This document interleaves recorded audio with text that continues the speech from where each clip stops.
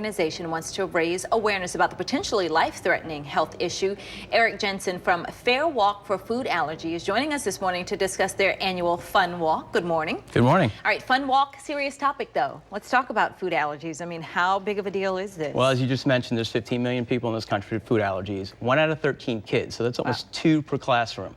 So chances are you do know somebody with food allergies. And out of that, 40% of those kids who have had a reaction, it's been serious enough where they'd have to go to the hospital. And we're talking about a wide range of foods. Yeah, we're talking everything from dairy to eggs to tree nuts to peanuts to soy to wheat to shellfish. So that's a lot of different foods out there in which you have to avoid.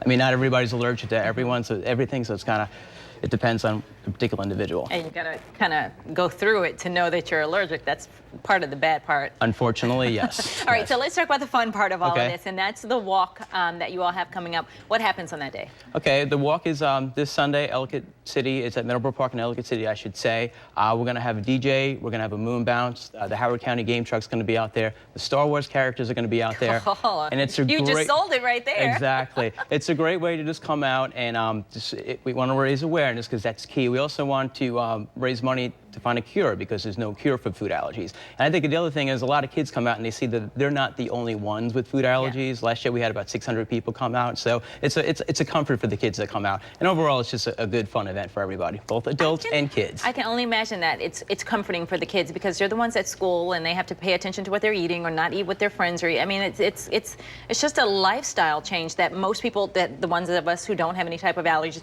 we don't even get the concept of what your day-to-day life has to be like. Well, a lot of it is just reading labels. I mean, you have to read labels, and if anytime you go, my kid goes to a party, he's got to bring his own food, he's got to bring his own pizza, his own cupcake, everything that's made, because my son's allergic to dairy and tree nuts. So it's just, it's an awareness that you have to understand as a parent, but then everyone around you, friends, relatives, you have to make sure they're aware of it too, because if my son does ingest something that he's allergic to, I mean, he can get sick and die.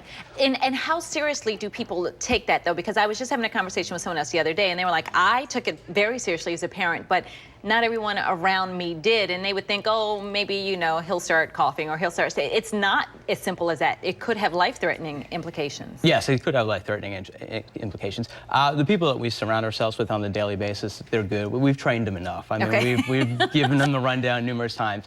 But a lot of it's just with restaurants. I feel as if you go out to a restaurant, they don't fully get food allergies. They don't understand cross-contamination. So if you do order something from a restaurant, if you're allergic to dairy, for instance, you can't have it cooked on the same pan, on the same tray, be served on the same plate as something with dairy. So, and it's just getting the restaurants to understand it.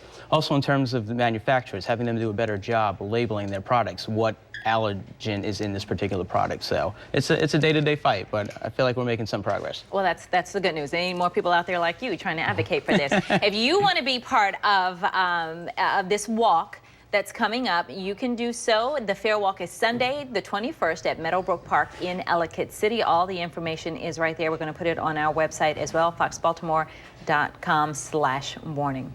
Well, coming up, if you aren't sure whether or not to put that organic item in your grocery cart, stick around. We're going to talk to a chef about the best organic buys and what are those organic things that aren't necessarily worth the